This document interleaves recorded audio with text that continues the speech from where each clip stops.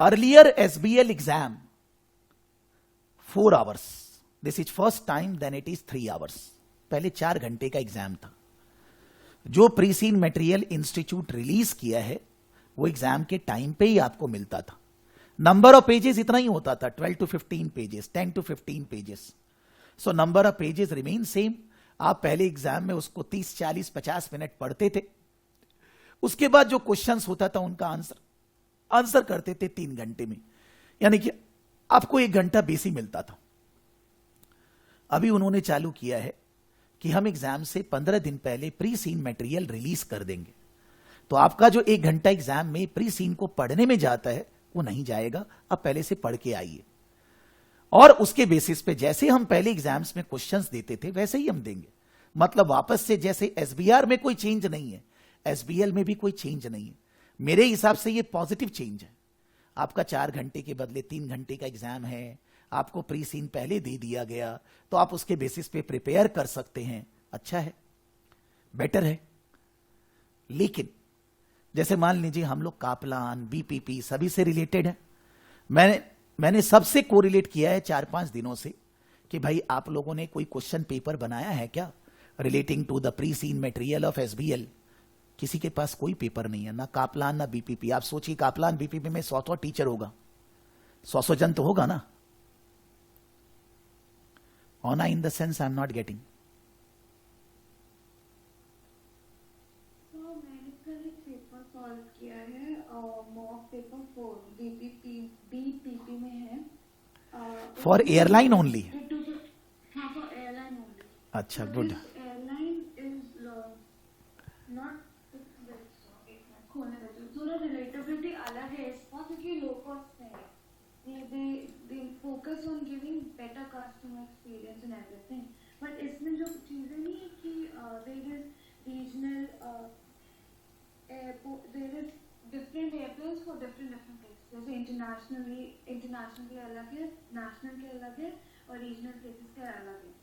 और बट उसमें ये प्रॉब्लम है कि उसमें एयरप्लेन भी पुरानी है एंड देन फिर उनको ना लो कॉस्ट कैरियर से कंपटीशन मिल रहा है. नहीं. So, हाँ, बोलिए.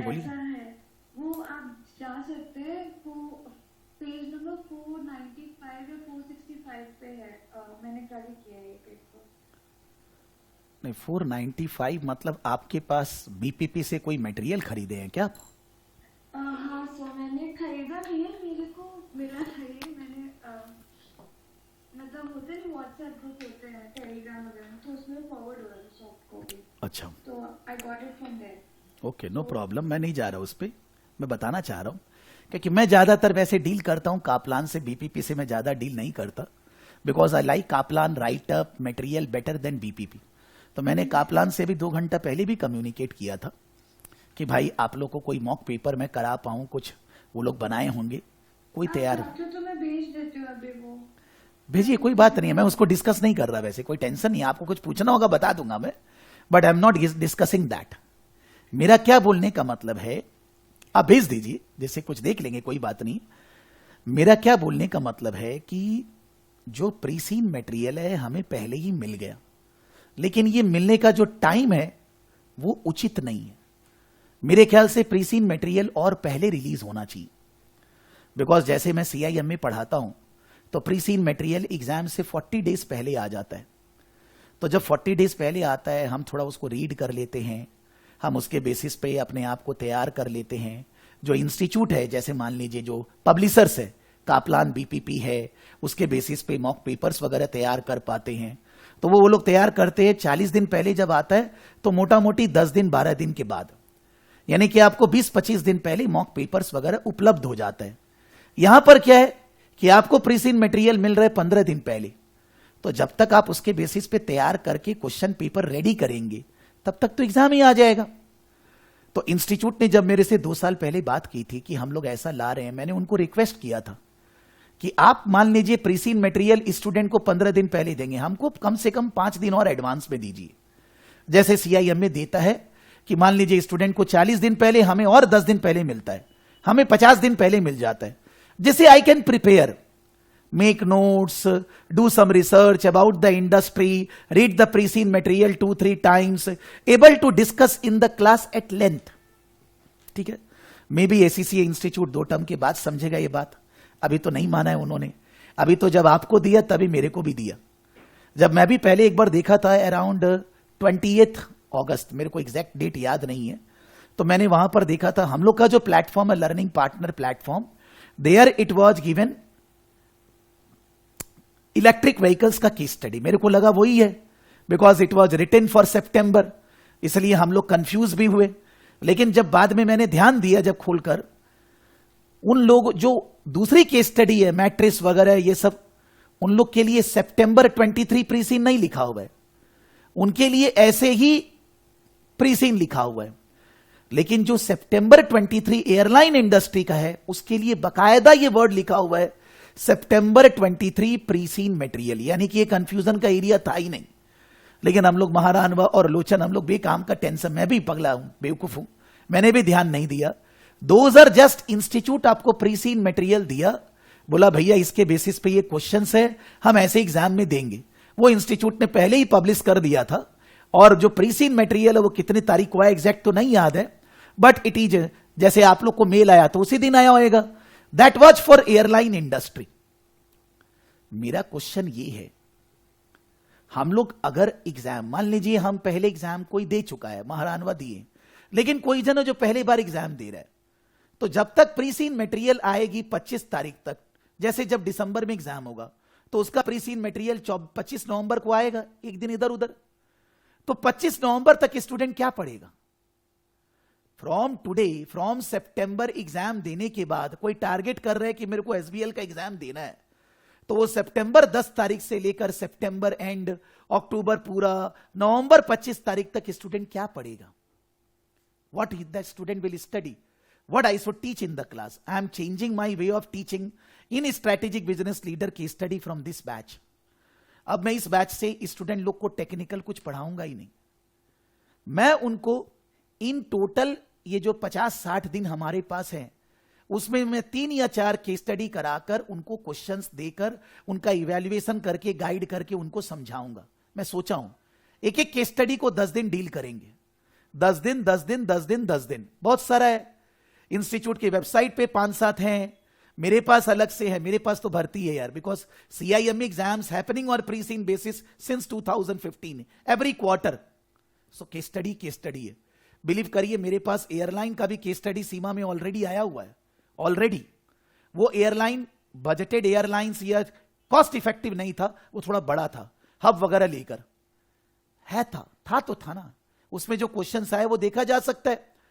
क्वेश्चन ये आ रहा है, जब हम लोग एग्जाम में SBL का एग्जाम आज तक देने जाते थे तो हमें प्रीसीन मटेरियल वहीं पर मिलता था, हम उसको वहीं पर एनालाइज करते थे और उसके बाद जो क्वेश्चंस वो लोग देते थे उनका आंसर करते थे। अभी केवल इतना ही तो अंतर है ना, प्रीसीन मटेरियल पहले से है, आपको 15 दिन पहले दे दिया गया और आपको उसके बेसिस पे 3 घंटे का एग्जाम है, जो क्वेश्चंस देंगे उनका आंसर करना है।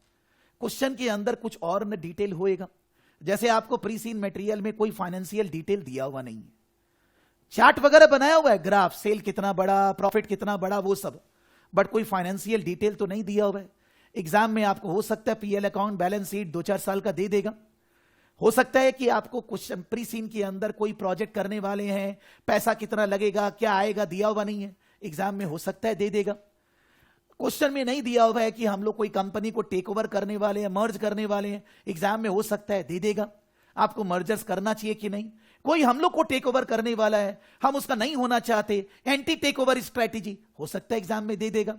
हम लोग किसी कंपनी को टेक ओवर करने वाले हैं, उसका वैल्यूएशन कैसे किया जाए, वैल्यूएशन के बारे में दे देगा। या हम लोग को कोई टेक ओवर करना चाहता है, हम लोग अपना वैल्यूएशन कैसे करें, वो दे देगा। या बोलेगा हम लोग का बिजनेस में क्या क्या चैलेंजेस आ रही है, रिस्क क्या है, उसके बारे में। कोई एरिया तो लिमिटेड नहीं है ना, एरिया तो आज भी वही है जो पहले के एग्जाम्स में एरिया थी। लेकिन अभी क्या है, जब प्रीसीन मटेरियल आ गया तो पूरा का पूरा फोकस, जब हम कुछ भी पढ़ रहे हैं, हमको एयरलाइन इंडस्ट्री को दिमाग में लेकर चलना है। जब 25 तारीख तक प्रीसीन नहीं आया था तब तो मैं पूरा ओपन एंडेड था, तब मेरे को चेष्टा करनी थी कि इंस्टीट्यूट के वेबसाइट पे जाकर जो 4-4 घंटे के पेपर हैं उसमें से मैं 3 या 4 पूरा सॉल्व करूं कम से कम। उसका जो इंफॉर्मेशन प्री सीन वाला है, मान लीजिए मैं पहले 1-2 दिन उसको पढ़ लूं, बिकॉज अब एग्जाम में तो मेरे को मिल जाएगा ना 15 दिन पहले। उसके बाद 3 घंटा का जो पेपर है मैं 3 घंटा में सॉल्व करूं। आपको ऐसा 3 या 4 पेपर सॉल्व करना चाहिए था। मान लीजिए बोलेंगे नहीं किए, कोई टेंशन नहीं है, जो किए जो कर सकते वो तो आगे बढ़े, बट प्रॉपर प्रिपरेशन है। मैं तो 10th या 11th सितंबर से जब चालू करूंगा, मैं 4 या 5 प्री सीन मटेरियल जो आपके ऑलरेडी प्रैक्टिस प्लेटफॉर्म में है वहां से कराने वाला हूं। That is the approach I will be following. उसके थ्रू मैं सारा सिलेबस रिवाइज कराने वाला हूं, whether it's valuation, whether it's take over, whether it's mergers, whether it's advantages disadvantages, whether it's corporate governance, whether it's risk management, सब चीज मैं उसके बेसिस पे। बिकॉज जब तक 25 नवंबर आएगा नहीं, हमको कहां से प्री सीन मिलेगा, आपको मेरे को मिलेगा कहां से? तो हम तो अपने आप को तैयार करेंगे ना कि हम कोई भी तरह का इंडस्ट्री आए, कुछ भी आए, क्वेश्चंस वैसे ही रहते हैं। मेरे को उनको तैयार करके आंसर लिखना सीखना है, इवैल्यूएट करना है, मार्किंग गाइडलाइन से कंपेयर करना है, मैं कैसा परफॉर्म कर रहा हूं ये देखना है, जिससे कि जब प्री सीन आए मैं वो कर पाऊं। ठीक है, ये चीज करना था। अब आगे क्या कर सकते हैं? अभी तो अपने पास कोई 15 दिन नहीं है, अभी तो अपने पास आज से 7 दिन है, 8 दिन है, 6 दिन है, जो भी है। उसमें हमें करना क्या है? प्री सीन इंफॉर्मेशन का रीडिंग 2 से 3 बार होना चाहिए। अगर आपने रीडिंग नहीं किया, आप क्लास के बाद कल का टारगेट रखेंगे, मेरे को 2 या 3 बार प्री सीन पढ़ना है। आप बोलेंगे एग्जाम में तो प्री सीन देगा, आप उसको खोल खोल कर टाइम वेस्ट नहीं कर सकते।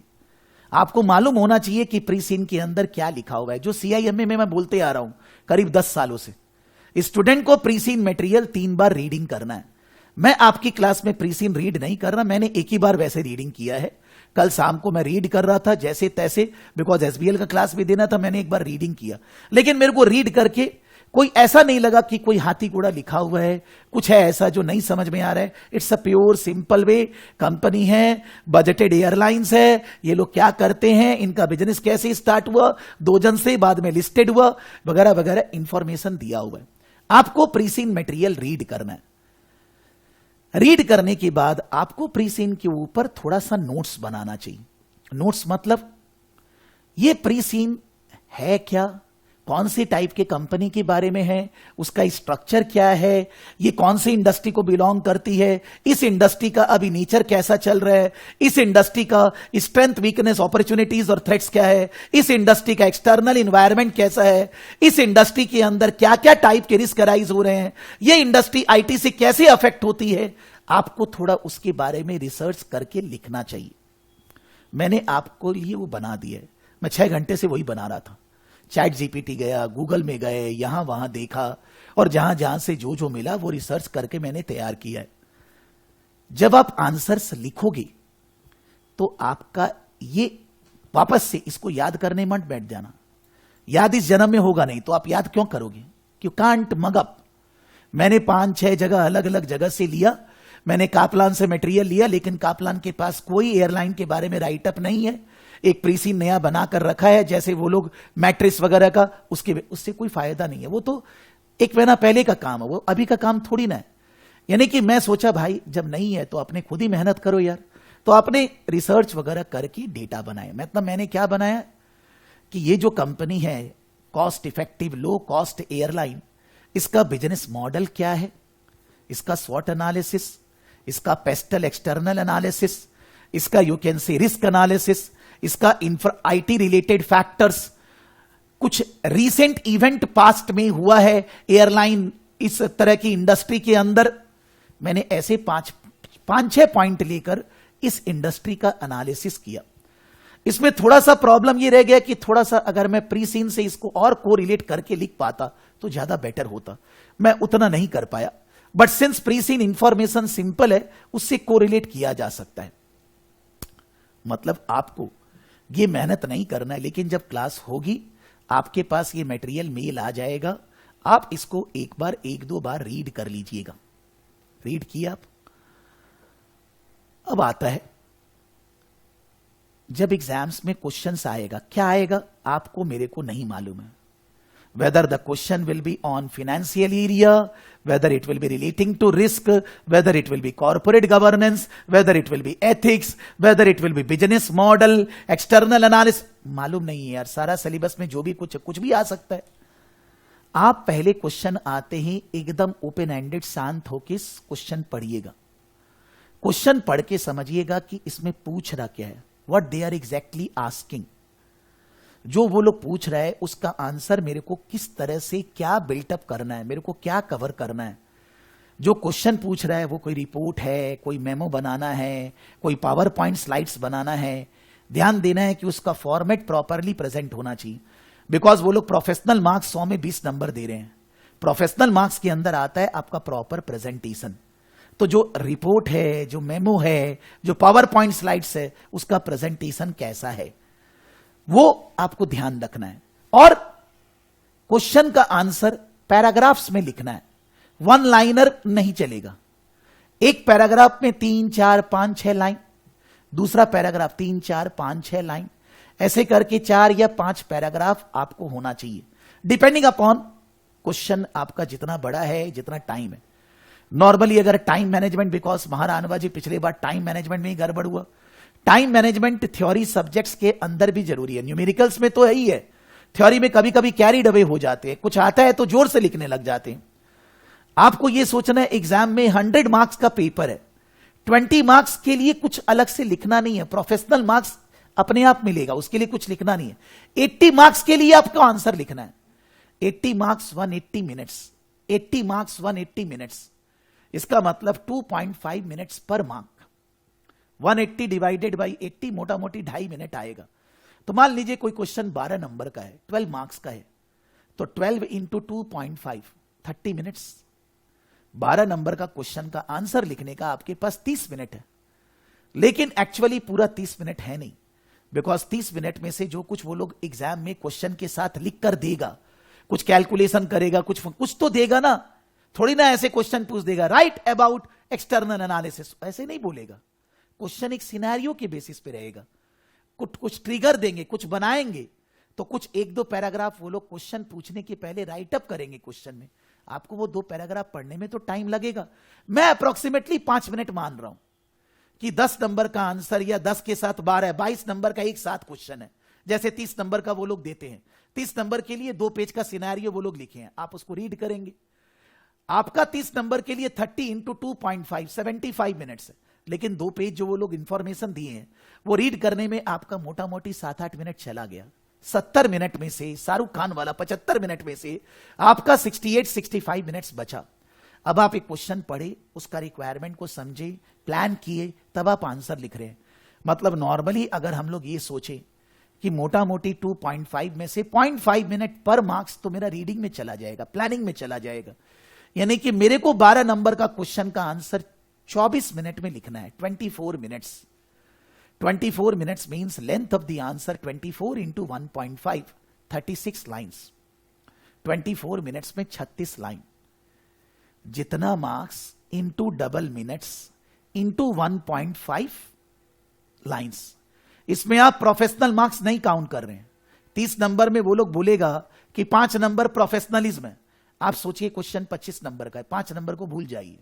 25 मार्क्स का क्वेश्चन है, 25 मार्क्स में इंटू 2 50 मिनट आपको मिल रहा है। अगर 2 अलग अलग क्वेश्चन है तो उसको अलग अलग बांटिए, इंटू 1.5 लाइन्स आप लिखेंगे। मतलब एक 12 नंबर का क्वेश्चन मोटा मोटी एग्जाम में 35 लाइन करीब लिखना है। 35 lines, if one paragraph you are putting 5 lines, 7 paragraphs. If you are putting more lines in a paragraph, maybe 5 paragraphs, 6 paragraphs. In place of 35, you can write 30, but less than 30 lines not allowed. If you want to write more than 35, you can. But you need to understand, आपको पूरा paper complete करना है, छोड़ना नहीं है। जब आप 25 marks का आंसर प्रॉपरली लिखेंगे तो जो प्रोफेशनल मार्क्स है वो आपको अपने आप मिल जाएगा। प्रोफेशनल मार्क्स में बोलेगा कम्युनिकेशन। कम्युनिकेशन क्या होता है? Proper heading and all that, structuring of the answers, जो लिख रहे हैं वो दूसरे को समझ में आए। तो आप जो लिख रहे हैं वो समझ में नहीं आएगा तो कम्युनिकेशन का मार्क्स कहां से मिलेगा? बोलेगा scepticism. Scepticism is a professional skill. मान लीजिए कोई इंफॉर्मेशन है, कहीं पर है, आपको वो इंफॉर्मेशन पसंद नहीं आ रहा है, आपको लग रहा है ये गलत है, आपको लग रहा है कुछ त्रुटि है, आप जब वो लिख रहे हैं कि ये गलत क्यों हो सकता है, स्केप्टिसिज्म हो गया। Don't accept anything on face value, बोलेगा एनालिसिस, जो भी डेटा जो भी इंफॉर्मेशन दिया हुआ है आप उसको एनालिसिस करके अपना आउटकम बता रहे हैं। एनालिसिस, क्वेश्चन का आंसर तो अपने आप ही प्रोफेशनल मार्क्स दे रहा है ना।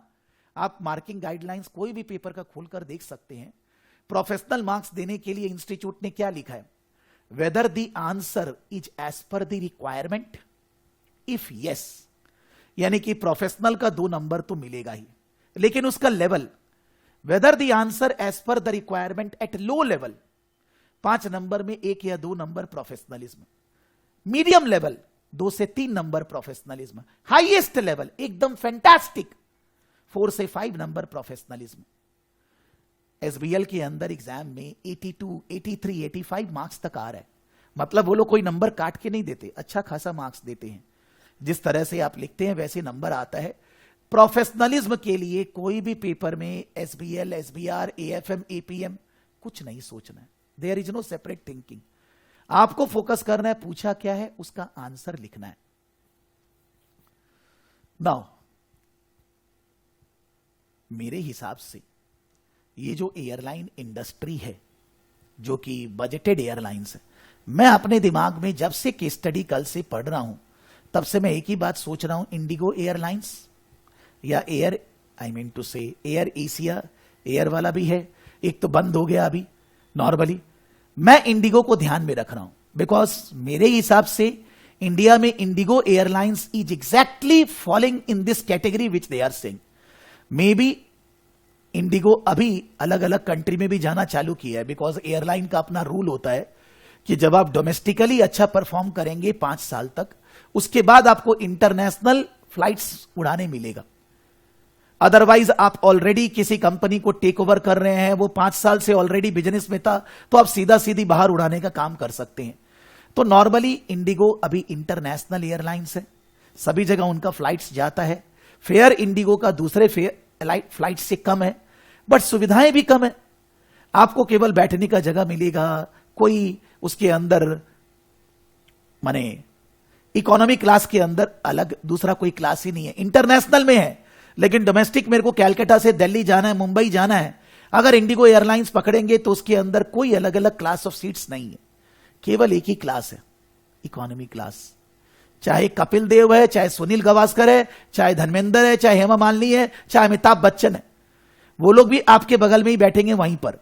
बस थोड़ा सा सामने का सीट, मिडिल वाला सीट जहां गेट होता है उसमें थोड़ा सा लेग वे रूम ज्यादा है, अदरवाइज सबके लिए सेम सीट है। लेकिन वही आप एयर इंडिया जिसको टाटा चला रहे हैं अभी, या टाटा का जो विस्तारा है, या और जेट एयरवेज है, ये सबको अगर आप देखेंगे तो इनका सब एयरलाइंस के अंदर बिजनेस क्लास, फर्स्ट क्लास अलग अलग सर्विस है। डोमेस्टिक में इंडिया में बिजनेस क्लास होता है, लेकिन फर्स्ट क्लास तो होता ही नहीं है। नॉर्मली जो एयरलाइंस हम लोग बात कर रहे हैं यहां पर, वो इंडिगो एयरलाइंस है। आपको फ्लाइट के अंदर खाने के लिए कुछ नहीं मिलेगा, पानी भी मोटा मोटी नहीं मिलेगा, नो फ्रिल्स। पानी भी आपको पैसा देकर खरीदना है, वैसे पानी दे देता है पीने के लिए। आपको आपका फ्लाइट, मान लीजिए कलकत्ता से आप बैंगलोर जा रहे हैं, लंबा फ्लाइट होता है, या मान लीजिए कलकत्ता से पूरा का पूरा वेस्ट में आप मुंबई जा रहे हैं, 2.5-3 घंटा लग जाता है। इंडिगो एयरलाइंस में कुछ खाने नहीं मिलेगा, कुछ नहीं। आपको जो चाहिए पैसा दीजिए, लीजिए, या पहले से प्री बुक मील बुक करिए। बोलने का मतलब है, वो बोल रहे हैं हम आपको केवल उड़ा के वहां पहुंचा रहे हैं, बस, that's all. We are not concern with your, what do you say, आओ भगत अतिथि देवो भव, हम नहीं सोच रहे हैं। हमारा काम है आपको उड़ाकर पहुंचाना, बस, और कुछ हमें नहीं करना है। आपका सामान और आपकी बॉडी को हम यहां से वहां पहुंचा देंगे, बीच में हम आपको उसके अलावा कोई सर्विस नहीं देंगे। आदमी भी सोचता है यार कि भाई हम लोग को खाना पीना अपने आप ही, वैसे भी कहीं पर खाना पीना मिलता है, हर जगह आपको अच्छा भी नहीं लगता, you don't like. Even vegetarians को तो प्रॉब्लम बहुत होता है, नॉन वेज का सुगंध आ रहा है, गड़बड़ हो रहा है, वेजिटेरियन को और प्रॉब्लम है। इवन दो वेजिटेरियन डेवलप हो रहा है, लेकिन आपको कोई सर्विस नहीं मिलेगा। चुपचाप आइए, चेक इन में लगिए, बैगेज दीजिए, बैगेज अपना संभालिए, लीजिए, उड़िए, आइए, खत्म, दैट्स ऑल, फिनिश। इन सब एयरलाइंस के अंदर खर्चा एयरलाइन को ऑपरेट करने का बहुत कम होता है। जो फिक्स खर्चा है सो है, अब ऑयल जो फ्लाइट में लगेगा सो लगेगा, क्रू मेंबर्स का जो सैलरी है सो लगेगा। मैं मान रहा हूं एयरलाइन कंपनी में फिक्स खर्चा बहुत हैवी है, बट फिर भी इनका जो फिक्स खर्चा है बहुत ही इकोनॉमिकल है। फ्लाइट्स इनका सिंस ज्यादा दूर दूर तक नहीं उड़ता है, शॉर्ट डिस्टेंस कवर करता है, इसीलिए जो फ्यूल चार्जेस है वो भी बहुत ज्यादा नहीं लगता। फ्लाइट्स जो होती है उसका टेक्निकल कैपेसिटी थोड़ा अलग होता है, वो फ्यूल कंजम्पशन कमती करता है। हब वगैरह नहीं होता है कि यहां सारे जगह से लोग आएंगे, इसके इधर से फ्लाइट चेंज करेंगे, उसमें करेंगे, ऐसा कुछ नहीं होता। छोटे छोटे एयरपोर्ट पे भी ये लोग फ्लाइट पहुंचा देते हैं, नागपुर है, हैदराबाद है, सब मान लीजिए जो भी छोटे छोटे जगह। बड़ा बड़ा एयरलाइंस छोटे छोटे जगह पे नहीं जाएगा। इनका ये फायदा है कि they are targeting common man for leisure, for business travel, for anything. Maybe business travel वाला आदमी बिजनेस क्लास या फर्स्ट क्लास में जाना चाहेगा तो उसके लिए इंडिगो नहीं है, ये सब एयरलाइंस नहीं है। मे बी कुछ कुछ जगह पे बड़ा इंपॉर्टेंट प्लेसेस में उन्होंने बिजनेस क्लास अलग से बना दिया है, इतना मेरे को भी मालूम नहीं है इंडिगो का हर एयरलाइंस। मतलब इनका काम है आपको बजटेड कॉस्ट में, प्रॉपर कॉस्ट में, लोएस्ट कॉस्ट में आपका जर्नी को पूरा करना, और आपको उसके अलावा और कोई सर्विस नहीं देना, और उसमें भी इफिशियंसी बढ़ाते जाना by use of app, by use of technology, by use of baggage login system, by use of online ticket booking, connection with the travelers and all that, सब कुछ ऑनलाइन करना चाहते हैं। लेस स्टाफ, प्रोएक्टिव मेंटेनेंस, ये सब कुछ ये लोग ऐसा करना चाहते हैं कि सब सिस्टम बन जाए। बिकॉज नहीं तो आप इतना पैसेंजर को संभालेंगे कैसे, इतनी एयर फ्लाइट्स वगैरह आप उड़ाएंगे कैसे। आपको समझना होगा कि this type of business is purely cost leadership, cost effective business model. It is not a, what do you say, quality based model. You are not targeting Amitabh Bachchan or you are not targeting Kohli, Virat Kohli. हम लोग उनको target कर ही नहीं रहे, वो हमारे पास आएंगे ही नहीं। हमको कॉमन मैन को टारगेट करना है, और वो कॉमन मैन के लिए जो सुविधाएं हैं वो हमें उपलब्ध करानी है। अब whether it's an Amitabh Bachchan और कोहली और whether it's a common man, question ये आता है हर कस्टमर डिमांडिंग है। जैसे आप डिमांडिंग है कि सर मेरे को तो आपने बोला था सर डाउट्स क्लियर करेंगे, क्यों नहीं करेंगे, सर क्लास क्यों नहीं देंगे, सर पेपर क्यों नहीं चेक करेंगे। वैसे ही कस्टमर्स हर बिजनेस में डिमांडिंग है कि अगर आपको केवल उड़ाने भी मिल रहा है तो आपको लगता है कि आपको क्यू में खड़ा नहीं होना पड़े, आपको वेट नहीं करना पड़े, आपका लगेज जल्दी से जो बेल्ट है उससे घूमकर आ जाए। आप जैसे ही पहुंचे वहां सब कुछ चाहिए ना। मान लीजिए खाना नहीं चाहिए, लेकिन आपको ये सब सर्विसेज बहुत चाहिए। और इसके कारण आपने इंडिया में देखा होगा फ्लाइट्स के अंदर कितना सारा रिसेंटली झमेला हुआ है। एक झमेला हुआ था, कोई इंडिगो का स्टाफ को कोई कस्टमर मार दिया, कोई स्टाफ कस्टमर को मार दिया, 2 कस्टमर लड़ रहे थे इंडिगो एयरलाइंस के अंदर, एकदम मुकालात, बहुत सारा चीज आपने देखा होगा, मैंने वो नहीं लिखा। बट यहां पर सिंस कस्टमर का कैटेगरी ऐसा ही है, there are some customers who don't know ethics, who don't behave properly. लेकिन अगर कोई प्रॉब्लम होगा तो एयरलाइन कंपनी को संभालना तो पड़ेगा ना, आपकी गलती है या नहीं है।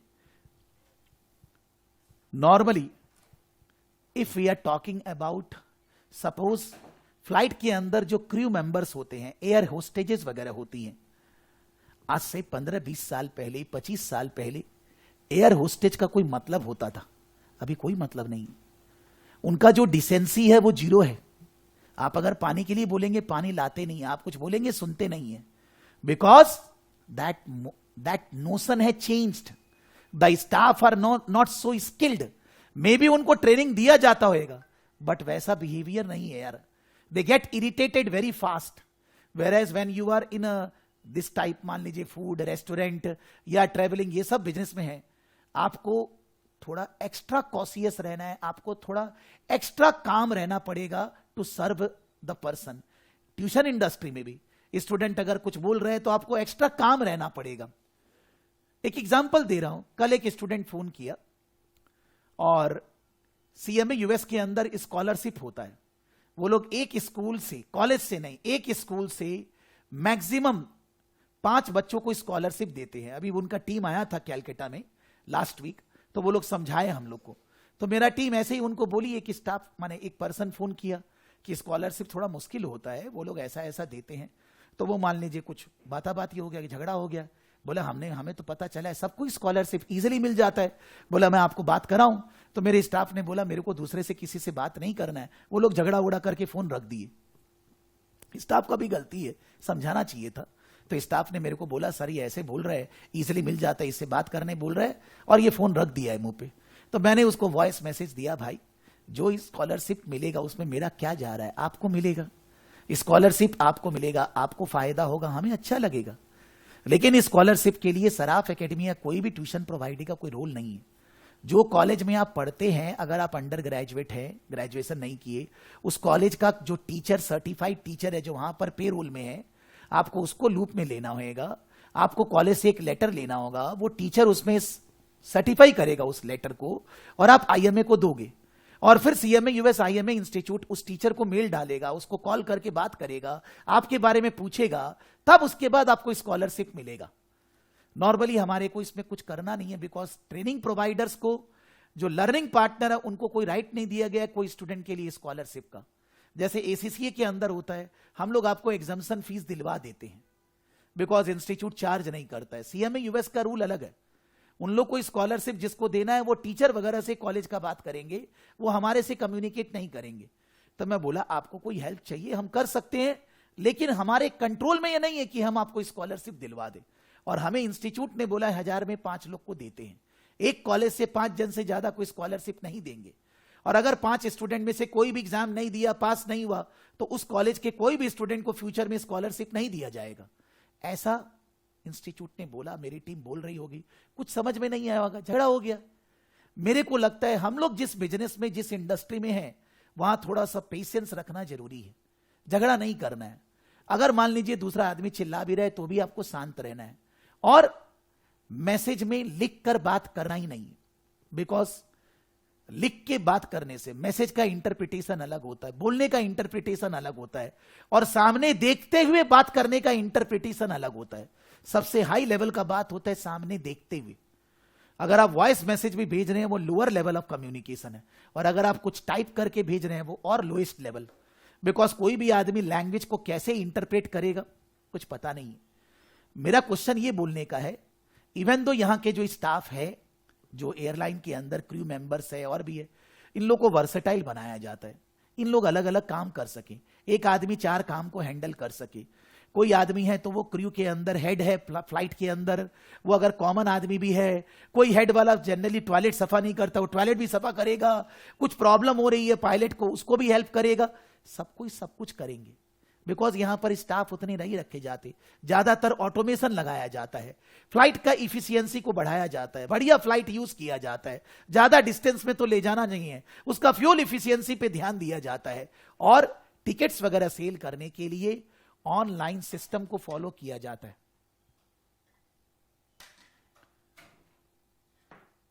ये एक बजटेड एयरलाइन का बिजनेस मॉडल है। हम लोग भी वही बिजनेस मॉडल को फॉलो कर रहे हैं, जो दूसरे कर रहे हैं हम भी वही कर रहे हैं। लेकिन ये बिजनेस मॉडल फॉलो करने से बहुत बार तकलीफ होती है। ये बिजनेस मॉडल फॉलो करने से, अगर बड़ी एयरलाइन कंपनी है, मान लीजिए टाटा है जो अभी इंडियन एयरलाइंस को चला रहा है, विस्तारा वगैरह, दे आर बिग एयरलाइंस, या मान लीजिए airline industry is getting competition from multinational companies, Thai Airways है, देन दुबई का एमिरेट्स एयरवेज है, देन यूएसए का एयरवेज है, वो सब बड़ा ही, वो लोग छोटे जगह नहीं जा रहा, लेकिन बड़े बड़े जगह तो वो आपको जीने ही नहीं देगा, because big fish can eat small fish easily. तो आपको उनसे कंपीट करने के लिए क्वालिटी ऑफ सर्विस, बिकॉज वो अगर प्राइस गिराकर एक बार मार्केट कैप्चर करना चाहेंगे, वो आपका जो लो फ्रिल्स है वो नो फ्रिल्स को फ्रिल बना देंगे, वो सब कुछ देंगे और पैसा भी कम लेंगे, आपको खत्म कर देंगे। आप क्या करेंगे? कोई प्रॉब्लम कोई कस्टमर के साथ हुआ, कोई भी इश्यू हुआ, कोई सप्लाई चेन में प्रॉब्लम हुआ, तो आप तो छोटा सा बिजनेस चला रहे हैं, आपका प्रॉब्लम बड़ा प्रॉब्लम है, लेकिन बड़ी एयरलाइंस के लिए छोटा प्रॉब्लम ही है वो। मार्केट में कोई गवर्नमेंट ने रेगुलेशन चेंज कर दिया, बिकॉज एयर पॉल्यूशन, बिकॉज मेरे ख्याल से ट्रैफिक जमीन के ऊपर से ज्यादा ऊपर है, आकाश में ट्रैफिक ज्यादा है और पॉल्यूशन वहां से ज्यादा हो रहा है। जमीन का ट्रैफिक के लिए तो इलेक्ट्रिक व्हीकल, हाइड्रो व्हीकल्स ये सब आ गया, लेकिन आसमान का ट्रेवल के लिए अभी भी फ्यूल ही है। अभी तक कोई आविष्कार नहीं हुआ है कि प्लेन इलेक्ट्रिक से उड़ेगा, प्लेन हाइड्रो इलेक्ट्रिक जनरेशन नहीं हुआ है, होएगा, हो सकता है कोई ना कोई कर ही रहा होगा भाई, एलन मस्क कर रहा होगा। यानी कि आज भी ऊपर जो पॉल्यूशन हो रहा है वो नीचे का पॉल्यूशन से बहुत ज्यादा है, और ये सारे कंट्री वर्ल्ड के समझ चुके हैं, इंडिया हो, यूरोपियन कंट्रीज हो, डेवलप्ड कंट्री हो, they all have understood that it is high time that we need to understand, we need to protect the environment. The traffic congestion in the top should be reducing, the efficiency level should be improving, the road transport should be used more and more। इसीलिए नया नया type का rail develop होना, speed rails जो आपको land के basis पे यहां से वहां, बिकॉज वहां पर इलेक्ट्रिक यूज किया जा सकेगा, वहां पर हाइड्रो इलेक्ट्रिक जनरेशन यूज होएगा, जो फॉसिल फ्यूल नहीं है, जो कोल, आयरन ओर और ऑयल से एनर्जी नहीं जनरेट होगा, ऊपर अभी तक नहीं आविष्कार हुआ है, होएगा। यानी कि अगर गवर्नमेंट कोई चेंजेस ला दे कि भाई आप इससे ज्यादा एयरलाइन नहीं उड़ा सकते, ऐसा एयरलाइन होना चाहिए, पॉल्यूशन लेवल ऐसा होना चाहिए, C02 एमिशन इससे ज्यादा नहीं हो सकता, आपका मैक्सिमम एयरलाइन इतना ही होएगा, उसका कैपेसिटी, ये सब रूल्स आज नहीं तो कल आएगा तो सही ना, no problem. So I mean to say that sustainability, environment, ethics are all important for these airlines to remain sustainable। इनको ये नहीं सोचना है हम तो छोटा मोटा जगह जा रहे हैं, मान लीजिए हमारा 300 एयरलाइंस, इन्होंने बोला है 300 फ्लाइट्स है, उसमें ज्यादा से ज्यादा सेल्फ ओन्ड है, थोड़ा बहुत लीजिंग पे है, ठीक है, बट कोई भी एक्सटर्नल चेंजेस अगर होता है, पेंडेमिक हुआ, कुछ और हुआ, मान लीजिए दुनिया में पता चला कि सारा का सारा बीमारी ऊपर से ही हो रहा है, सारा कुछ भी हो सकता है भाई, दुनिया बहुत ओपन है, और अगर ऐसा कुछ हो गया और एयरलाइन कंपनी को फ्लाइट बंद करने बोला गया, दुनिया का क्या होगा, यहां से वहां कैसे जाएंगे वो बाद की बात है, आदमी मर थोड़ी ना जाएगा, you need to save your life to do anything. ऐसा कुछ पता चल गया तो कितना सारा एक्सीडेंट होता है, 2 फ्लाइट कम ही होता है, एक दूसरा ज्यादा फ्लाइट्स होगा तो भिड़ेगा भी ज्यादा ना, पाथ एक दूसरा से कॉमन हो जाएगा, ऊपर जगह है लेकिन हर चीज लिमिटेड है दुनिया में, तो वो लिमिटेशंस अगर प्रॉब्लम होएगी तो प्रॉब्लम अराइज होएगा, हम लोग उसको मैनेज नहीं कर पाएंगे। क्वेश्चन ये आता है, वी नीड टू अंडरस्टैंड कि इस तरह का एयरलाइंस के लिए बहुत चैलेंजेस हैं, बड़ा से कंपीट करना, कस्टमर को डिमांड को देखना, आईटी को यूज करना, और जो भी रिसोर्सेस वगैरह है उसमें बार बार कॉस्ट इफेक्टिवनेस डेवलप करते रहना। It's not a normal business, it's a very, माने एक्सटर्नल और इंटरनल दोनों इन्वायरमेंट से अफेक्टेड है। मार्केट में इकोनॉमी खराब हो गया, लोगों का इनकम कम हो गया, इन्फ्लेशन हो गया, लोग घूमना बंद कर दिए, उड़ना बंद कर दिए, ऑफिस के लिए इधर उधर जाना कम कर दिए, क्या करेंगे आप? आप तो प्रोडक्ट तभी बेचेंगे ना जब मार्केट में डिमांड होगा। कोई पॉल्यूशन क्रिएट हो गया, कुछ और हो गया, गवर्नमेंट का नॉ चेंज हो गया, कोई कस्टमर के साथ प्रॉब्लम, बड़ा इश्यू बन गया, कुछ भी हो सकता है। It's a very risky business, but ऐसा रिस्क कौन सा बिजनेस में नहीं है। मैं तो इस बिजनेस की बात कर रहा हूं, सिंस एयरलाइन इंडस्ट्री उन्होंने दिया है, हम उसकी बात कर रहे हैं। मैं जो भी बातें कर रहा हूं एकदम कॉमन सेंस, कॉमन बात कर रहा हूं, जिसको कोई किताब में देख के पढ़ने का जरूरत नहीं। कॉमन, जब आप एपीएम एसबीएल एग्जाम देंगे, अब कॉमन प्रैक्टिकल आदमी नहीं बनेंगे, आप एग्जाम में आंसर नहीं लिख सकते। आपको बहुत और आपका आंसर मेरे आंसर से मिलेगा इसका कोई जरूरत नहीं है, बिकॉज ये कोई पीएल बैलेंस शीट नहीं है कि प्रॉफिट इतना आना चाहिए, बैलेंस शीट टोटल बराबर होना चाहिए। It's not like that. My view is different than your view. What's the issue? I have my logic, you have your logic, both the answers are correct, दोनों सही है। अगर आपने रिकॉर्डिंग क्लासेस की होगी, किसी ने भी, महारानवा आप तो लाइव में ही थे, लेकिन किसी ने भी की होगी, जब आंसर्स लिखकर आप लोग देते हैं, मैं डिस्कस करता हूं, मैं बोलता हूं इनका भी सही, उसका भी सही है। आपके पास जो नोट्स का डिटेल दिया गया है, वो नोट्स में सभी स्टूडेंट का आंसर्स वहां डाला हुआ है, आप अगर देखेंगे तो आपको दिखेगा सब अलग लिखा है। लेकिन ऐसा नहीं है कि एक ही जन को पास मार्क्स मिला, दूसरे को भी मिला, और एग्जाम जब हुआ मोटा मोटी सभी पास हुए।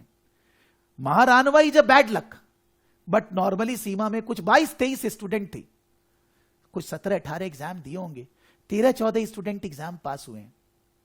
आपका ही केस स्टडी, उनका भी वैसे ही है, प्री सीन मटेरियल और एग्जाम 3 घंटे का, 3 घंटा में ऑनलाइन एग्जाम, सेम स्टोरी है, कोई डिफरेंस नहीं है आपका एग्जाम और सीमा में, सेम, बस उनका प्री सीन पहले आ जाता है, तो सारे इतने स्टूडेंट कैसे पास हो रहे हैं? स्टूडेंट ऐसे भी है जिन्होंने 150 में 110 लाया है, मे भी रैंक आए, रैंक बाद में बताते हैं वो लोग। क्वेश्चन ये बोलने का है, वो सब कॉमन आदमी है, प्रैक्टिकल सोच रहे हैं। बहुत ज्यादा हाई फाई सोचने की कोई जरूरत नहीं एग्जाम के लिए। आपको कॉमन रहना है, जो क्वेश्चन पूछ रहा है उसको समझना है और उसके अकॉर्डिंगली अपना आंसर डील करना है। अगर थोड़ा सा टेक्निकल एरियाज बात करें, मान लीजिए कॉर्पोरेट गवर्नेंस। कॉर्पोरेट गवर्नेंस अगर आप मान लीजिए एडवांस ऑडिटिंग एंड एश्योरेंस के अंदर पढ़ेंगे, एसबीएल सिलेबस में पढ़ेंगे, थोड़ा बहुत एपीएम में भी आ जाता है, कम आता है। कॉर्पोरेट गवर्नेंस जितना एडवांस ऑडिटिंग एंड एश्योरेंस में लिखा होता है, कॉर्पोरेट गवर्नेंस क्या होता है? एग्जीक्यूटिव नॉन एग्जीक्यूटिव डायरेक्टर दोनों तरह के डायरेक्टर होने चाहिए। Non executive director executive director से कम नहीं होना चाहिए नंबर्स में। नॉन एग्जीक्यूटिव डायरेक्टर में चेयरमैन को छोड़कर आपके प्रीसीन मटेरियल जो एयरलाइन इंडस्ट्री है, कितना एग्जीक्यूटिव और नॉन एग्जीक्यूटिव डायरेक्टर से कितना है? How many executive and non executive directors are there? क्या लिखा हुआ है प्रीसीन में? कॉड जूट या जो भी CRO क्या स्पेलिंग है, उसमें कितना एग्जीक्यूटिव और नॉन एग्जीक्यूटिव डायरेक्टर्स है?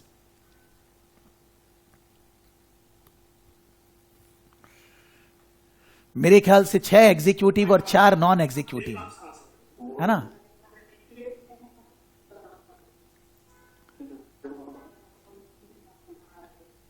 No problem Saurabh, your voice is not.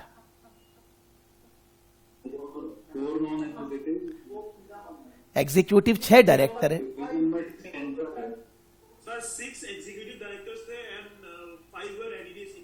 But उसके अंदर चेयरमैन को हटा दीजिए तो 6 and 4 है ना? बिकॉज नॉन एग्जीक्यूटिव के अंदर एक चेयरमैन भी इंक्लूडेड है, तो you should consider 4 as a balancing point of view.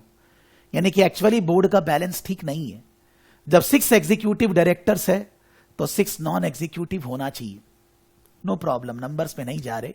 मैंने कल पढ़ा था, उतना ध्यान है मेरे को कि मेरे को पढ़ते ही फोकस आया कि यहां पर बैलेंसिंग ठीक नहीं। क्या प्रॉब्लम है? If the non executive directors are less then the executive directors, what is the issue? क्या प्रॉब्लम होएगा इससे? What will be the problem?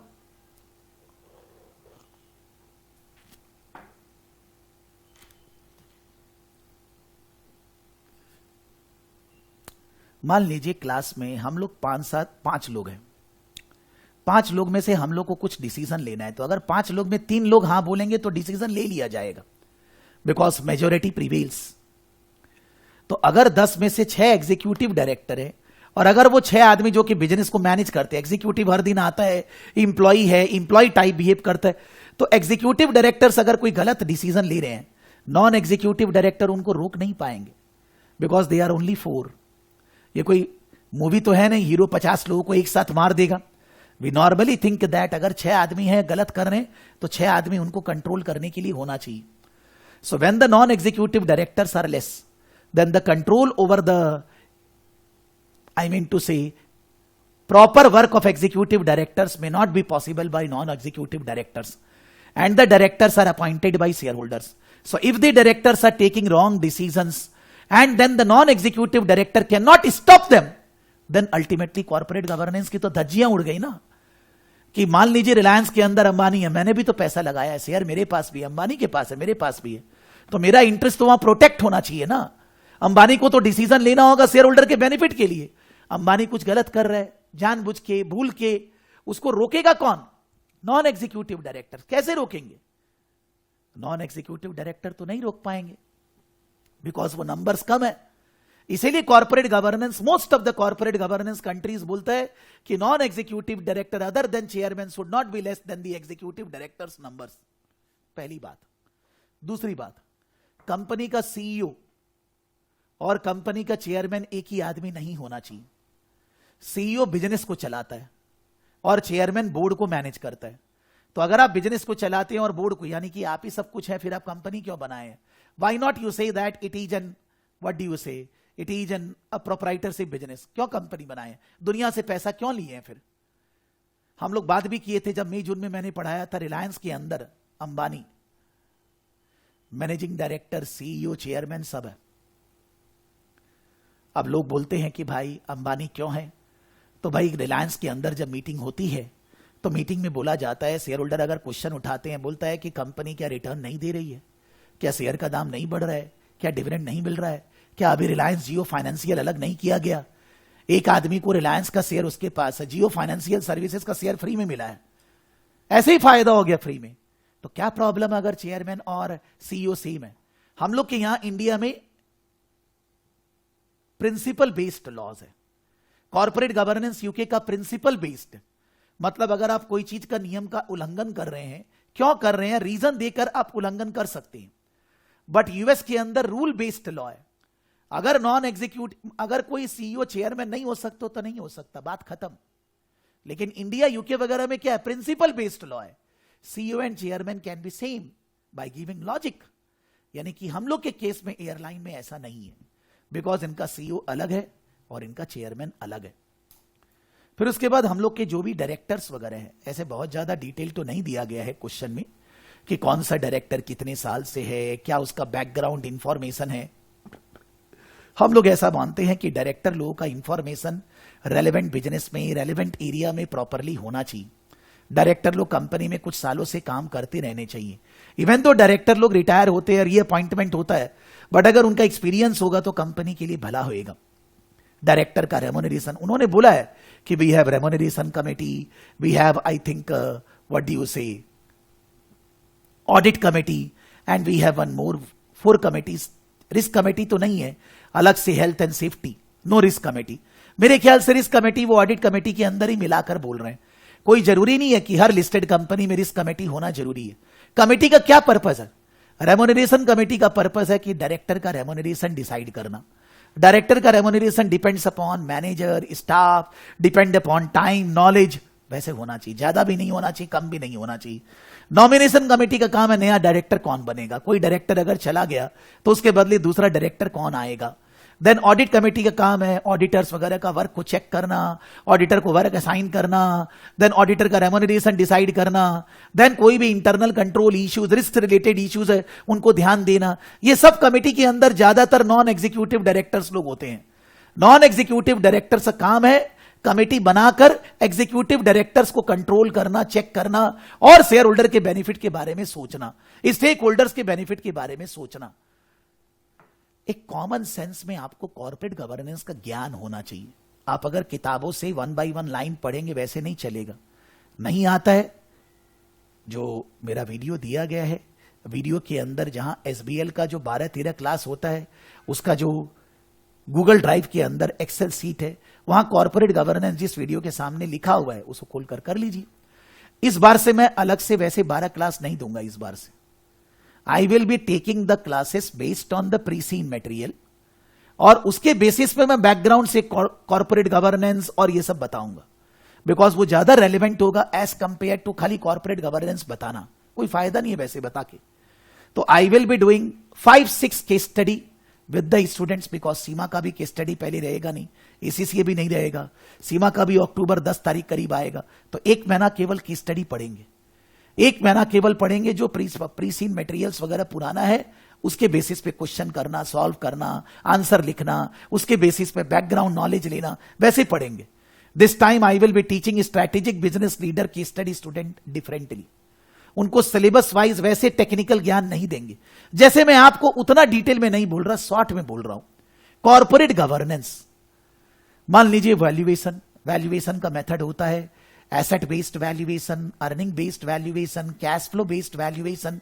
Earning के अंदर पी रेशियो, ईपीएस, डिविडेंड्स, या कैश फ्लो के बेसिस पे डिविडेंड्स और future present value of future cash flows, assets का वैल्यू, एसेट्स का fair value, historical value, replacement value, whatever. हर method का अपना एडवांटेज डिसएडवांटेज है। There is not a single method which is good और bad. जब आप किसी कंपनी को टेक ओवर करते हैं तो टेक ओवर होने से फायदा, नुकसान, 2 and 2 will become 5. If 2 and 2 will become 4, there is no takeover, there is no merger should be happening. What should be the benefit? हमारे में कोई कमी है, दूसरे में वो आता है, तो दोनों मिलाकर वो काम कर पाएंगे जो पहले नहीं करते थे। तो आपको अगर कोई मर्जर्स एक्विजिशंस करने बोलता है, टेक ओवर करने बोलता है, करना चाहिए कि नहीं, आपको चुन कर निकालना है क्या एडवांटेज डिसएडवांटेज है, क्या फायदा होगा टेक ओवर करने से, क्या नुकसान होगा टेक ओवर करने से। नुकसान जरूर रहेगा, फायदा जरूर रहेगा। जब आप जिस कंपनी को टेक ओवर कर रहे हैं उसका डिटेल दिया हुआ है, उसके बारे में इंफॉर्मेशन आपको पता चलेगा। कोई क्वेश्चन अगर आएगा मान लीजिए एथिक्स से रिलेटेड, कैसे आंसर लिखेंगे? एथिक्स मतलब होता है राइट और रॉन्ग। राइट और wrong not as per law, as per your understanding, as per my understanding. Right और wrong is not every right और wrong written in the books. जब मैं एथिक्स से रिलेटेड नॉर्मली कुछ बोलता हूं तो मैं बोलता हूं, मैंने पहले भी महारानवा बोला होगा, जब आप मई जून में क्लास किए, मेरे पास कोई आदमी इंटरव्यू देने आया, मेरे को 3-4 लोगों की जरूरत है, एचआर पर्सन, एक काउंसलर, एक थोड़ा आईटी का बंदा जिसको थोड़ा सा सोशल मीडिया को मैनेज करना आता हो, थोड़ा एसईओ पर्सन, 4 आदमी चाहिए। मान लीजिए मेरे पास एक आदमी आया एचआर का, बोला भैया हम एचआर के ग्रुप में ज्वाइन करेंगे, और वो मेरे कॉम्पिटिटर के यहां काम करता है। अभी ऑलरेडी वो कॉम्पिटिटर के यहां जॉब कर रहा है। कॉम्पिटिटर जो ऑलरेडी एसीसीए, सीमा, सीएमए, सीपीए ये सब पढ़ाते हैं, डिप्लोमा, आईएफआरएस उनके यहां, और वो मेरे को आकर बहुत सारा ऐसी बातें बता रहा है कॉम्पिटिटर के बारे में जो मेरे को मालूम नहीं है, जैसे कि मैं उससे अट्रैक्ट हो जाऊं और मैं उसको हायर कर लूं।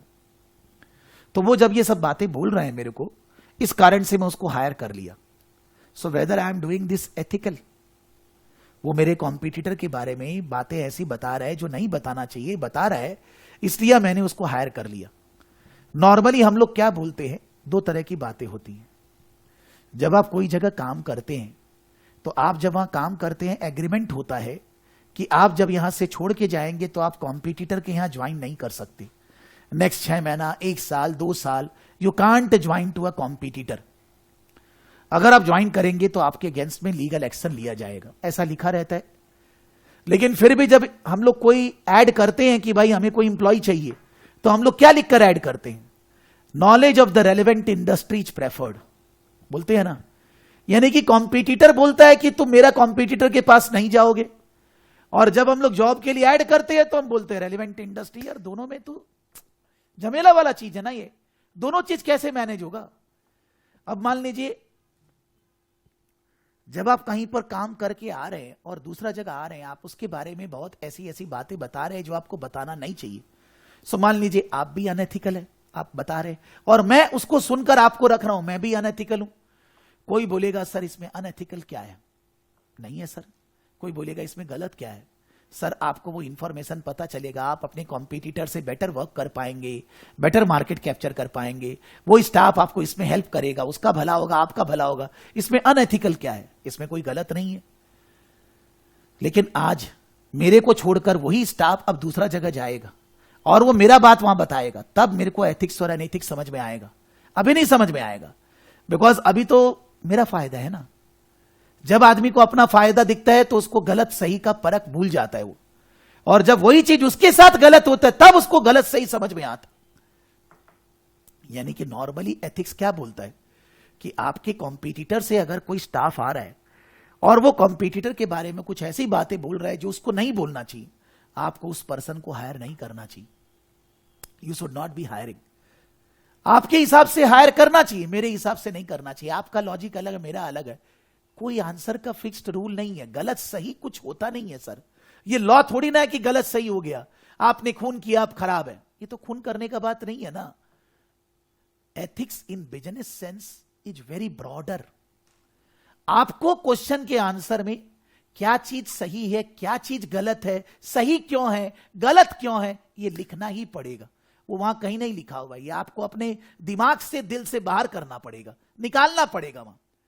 उसके साथ साथ आप लिख सकते हैं ethical principles, objectivity, confidentiality, integrity, then competency, professional behaviour, जो 5 पॉइंट है, आपको उनके बारे में लिखना, आप लिख सकते हैं। और साथ में आप लिख सकते हैं अगर ये इश्यू है तो इसको हैंडल कैसे करना है, करना क्या है। अब अगर ये अनएथिकल या एथिकल है, what will be the course of action. Ethics का क्वेश्चन में ये 3 तरह से आंसर को कवर करना है। पहले क्या गलत है, क्या सही है, क्या सही है, क्या नहीं है। दूसरा एथिकल प्रिंसिपल्स को यूज करना, और तीसरा अल्टीमेटली इस सिचुएशन में हमारा ऑब्जेक्टिव क्या होना चाहिए, कैसे करना है, कैसे प्रोसीड करना है। That is answering an ethical question. Ethics से रिलेटेड क्वेश्चन का आंसर देना। अब उसके बाद तो जो सिचुएशन देगा उसके बेसिस पे, मान लीजिए आपने अगर 4-5 पेपर सॉल्व किया है तो आप एथिक्स का क्वेश्चन हर पेपर में ही सॉल्व किए होंगे। वो क्वेश्चन नहीं आ रहा है, लेकिन आपका एक रेडी हो गया होगा, आप तैयार हो गए होंगे कि मेरे को ऐसे आंसर एथिक्स से रिलेटेड लिखना है। मैं तो शॉर्ट में ऐसे ही बोल रहा हूं, without any specific situation, because there can be thousands of situation which can come in the exam.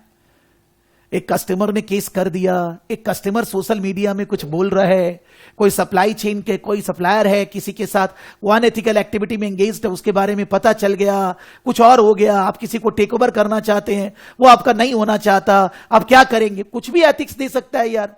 आप इन्वायरमेंट में पॉल्यूशन ज्यादा कर रहे हैं, C02 ज्यादा निकल रहा है, कुछ प्लेन आपका खराब है, अब कैसे? एथिक्स तो there is no limit. Ethics मतलब राइट और रॉन्ग, सिनेरियो को पढ़ना है, समझना है, प्रैक्टिकल सेंस में लगाना है और 3 पार्ट्स में आंसर कवर करना है। राइट, रॉन्ग, किस लिए, हाँ ना, प्रिंसिपल्स, और आगे जाते हुए करना क्या है, what should be our course of action, हमें क्या करना चाहिए इस दिशा में। उसमें कोई राइट रॉन्ग नहीं होता है आंसर में। आप लोचन अलग लिख रही है, सुवराज अलग लिख रहा है और महारानवा अलग लिख रहा है, तीनों अलग है, तीनों को नंबर मिलेगा अगर लॉजिक सही है। आपका लॉजिक सही होना चाहिए। और उस क्वेश्चन का आंसर दुनिया में कहीं नहीं लिखा हुआ है, कहीं नहीं है उसका आंसर, इट्स योर अंडरस्टैंडिंग। मान लीजिए क्वेश्चन देता है हमें कोई नया प्रोजेक्ट करना है, कोई टेक ओवर करना है, कोई नए रूट में प्लेन उड़ाना है, नया प्लेन्स खरीदना है। पैसा कहां से आएगा? पैसा डेट आएगा, इक्विटी आएगा। आपको तो दिया नहीं है आपके पीएल बैलेंस शीट, डेट कितना है, इक्विटी कितना है, डेट इक्विटी रेशियो क्या है, इंटरेस्ट कवरेज रेशियो क्या है, कुछ दिया नहीं है। एग्जाम में दे देगा, आप उसको निकालेंगे। एक्सेल में मत जाना, वहीं पर वर्ड फाइल में कैलकुलेशन कर लेना, कैलकुलेटर में करके फिगर लिख देना। इस 2 लाइन के लिए एक्सेल में जाने का कोई जरूरत नहीं है। लेकिन उसके बेसिस पे अगर आप डेट में जाते हैं, फायदा है नुकसान है।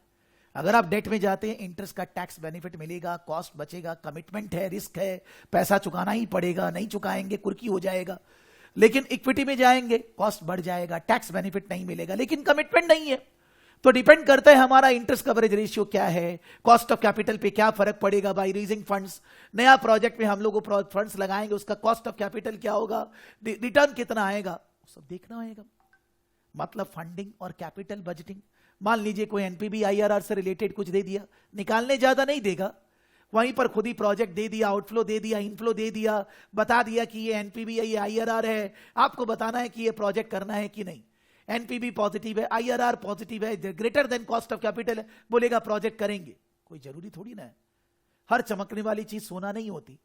जब आप एनपीबी पॉजिटिव है तो आप पहले देखिए तो सारी डेटा लॉजिकल है क्या। मान लीजिए एनपीबी पॉजिटिव है, कोई एक पर्टिकुलर ईयर में बहुत ज्यादा कैश फ्लो है, काहे को है, क्या रीजन है, कुछ बोला है क्या। या मान लीजिए कॉस्ट ऑफ कैपिटल बहुत लो पकड़ा गया है, क्या रीजन है। या मान लीजिए ऐसा कोई चीज हम लोग कर रहे हैं जो पास में नहीं कि उसका फोरकास्ट कैसे किया गया। जबरदस्ती का निकालना पड़ेगा, उसमें से लिखा नहीं रहेगा आपको अपने आप। इसी को बोलते हैं स्केप्टिसिज्म। अगर कोई एनपीबी से रिलेटेड क्वेश्चंस वगैरह दे दिया, कैलकुलेशन कम ही देगा, आपको स्केप्टिसिज्म मेंटेन करना पड़ेगा। On standalone basis NPB positive है, प्रोजेक्ट करना चाहिए, अच्छा सभी लिखेगा, उसका कॉन्ट्रेडिक्टरी चीज लिखना पड़ेगा। कोई जगह से भी क्वेश्चन आ सकता है, देयर इज नो लिमिट। हो सकता है फाइनेंशियल स्टेटमेंट बनाकर दे दे और बोले आप कंपनी का 4-5 साल का एनालिसिस करिए, बोलिए कि फ्यूचर में क्या करना चाहिए, नहीं करना चाहिए, क्या ठीक, जैसे उन्होंने ग्राफ बना कर दिए। देता कमी है, बट क्या होता है, रेशियो एनालिसिस का question APM, AFM, SBR, SBL सब जगह आ जाता है। Even advance auditing assurance also, it's a common area. लगता है सिंपल, लेकिन रेशियो का आंसर ही ज्यादातर स्टूडेंट लोग कर नहीं पाते। वो खाली रेशियो निकालते हैं, बढ़ गया घट गया, ऐसे नहीं यार। अभी इस लेवल पे हम बढ़ गया घट गया बोलेंगे क्या, उसके अंदर घुसना पड़ेगा। रेशियो बढ़ा तो क्यों बढ़ा होएगा, रेशियो गिरा तो क्या गिरा होएगा, गिरने वाले को कैसे कंट्रोल कर सकते हैं, आगे क्या करना चाहिए, इससे क्या इफेक्ट हो रहा है, वैसे लिखना है। खाली रेशियो बढ़ गया गिर गया तो बच्चा लोग भी लिख देगा, वो तो अभी मैंने दोपहर में पढ़ा है मैनेजमेंट अकाउंटिंग, वो लोग भी लिख देगा। फिर आप में और उनमें क्या अंतर हुआ, आपको हाई लेवल का चीज लिखना होगा। मतलब और उसके अलावा you can say business model, external analysis, internal analysis, स्वॉट analysis, threats, risk, anything they can give. हम लोगों को ओपन एंडेड बनकर एग्जाम में घुसना है, सिनेरियो को रीड करना है, क्वेश्चंस में एग्जैक्टली क्या पूछ रहा है डाइजेस्ट करना है, टाइम प्लानिंग करना है कि भाई 10 नंबर 15 नंबर का है तो इंटू 2 इतना मिनट अलाउड है, इतना लेंथ का आंसर लिखना है, उसका प्रॉपर फॉर्मेट होना चाहिए, रिपोर्ट है कि मेमो है कि पावर पॉइंट है, क्या है, और उसके अनुसार पैराग्राफ में आंसर्स कवर करना है। राइट रॉन्ग कुछ नहीं होता है, अगर आप प्रॉपरली आंसर लिख रहे हैं आपको नंबर अच्छे खासे मिलेंगे। अब आप पुराना पेपर्स प्री सीन वगैरह निकाल कर अब लिख नहीं सकते, अब टाइम नहीं है आपके पास, बिकॉज आपके पास 5-6 दिन ही बाकी है। तो मान लीजिए एक पेपर जो लोचन के पास है वो अभी मेल करेगी, लोचन आप मेल करिए एक बार, हम लोग उसको थोड़ा डिस्कस करते हैं, जैसे कि थोड़ा फीलिंग आ जाए, 1-2 क्वेश्चन उसके अंदर से, मे भी अलग एयरलाइन से, कोई बात नहीं, कुछ तो फीलिंग आएगा। मेल क्लासेस वाला आईडी पे है, क्लासेस।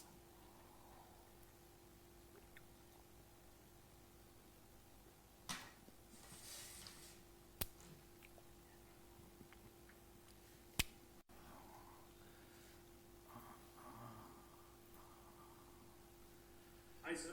बोलिए सर। सर एक्चुअली मेरे पास एक और मॉक है, but the thing is that that is from a different tuition provider I believe, because हमने वो मतलब इंटरनेट से डाउनलोड किए थे सर। तो दीजिए ना सर, क्या है, किसी से भी हो यार, पढ़ाई करने से। वो प्रॉपर मॉक है सर, एंड उसका मॉक पेपर भी है, मतलब सॉल्यूशन भी है properly on this airline only. ठीक है, एक बार लोचन को देने दीजिए, then you can also share, दोनों देख लेंगे। आप भी वैसे मेल तो कर दीजिए यार, हाँ जी। लेकिन मेल तो करिए ना यार।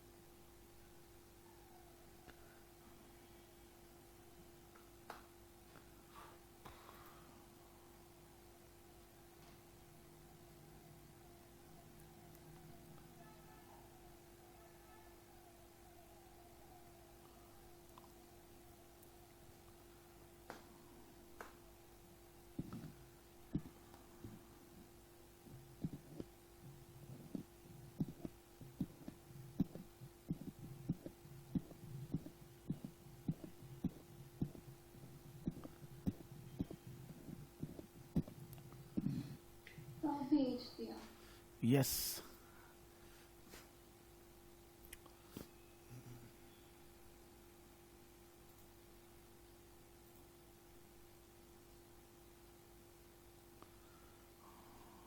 Sir classes at the rate में भेजें।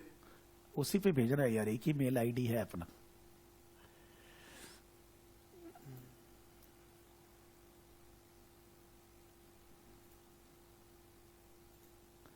ये अभी एक बार डाउनलोड नहीं हो रहा, थोड़ा देर में होएगा, नो प्रॉब्लम।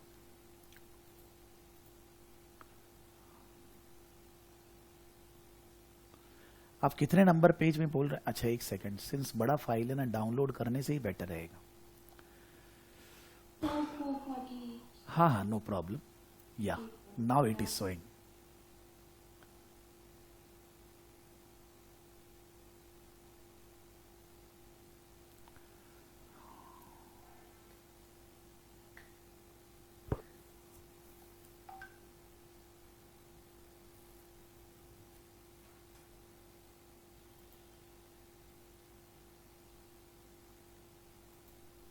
सर हमने मेल कर दिया। ओके सर, 2 मिनट केवल। फाइल बड़ा है तो मेल थोड़ा टाइम ले रहा है। यस डन, ठीक है। और आपका भी डाउनलोड कर लेते हैं, महारानवा।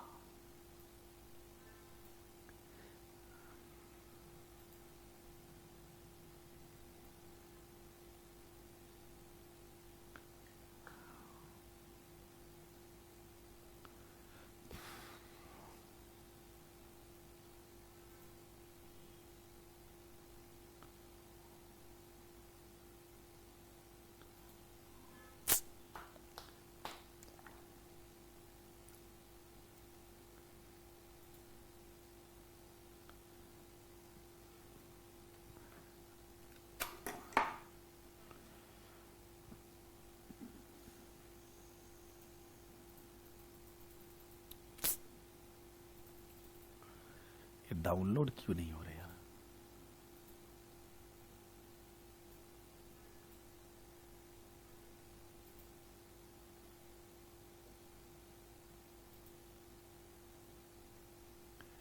सर ऊपर आपका डाउनलोड बोल के आ रहा है। पॉपअप ब्लॉक है। अच्छा इधर आ गया क्या? ठीक है रुकिए।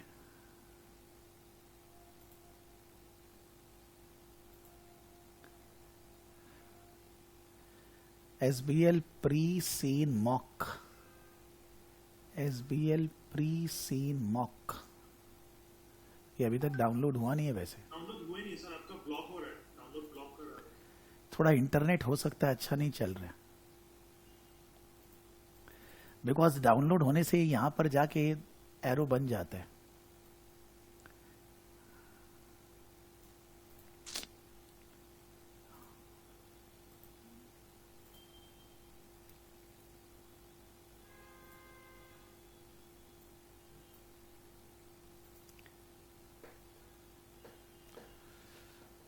चलिए हुआ।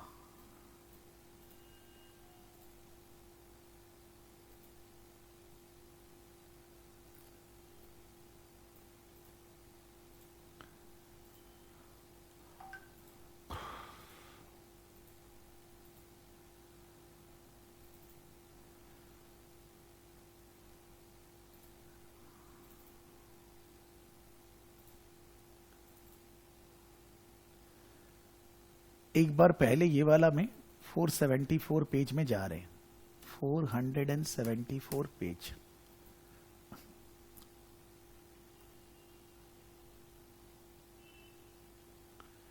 ये मॉक 5 है, इसमें इंडस्ट्री अलग है। Company produced summary of operating extracts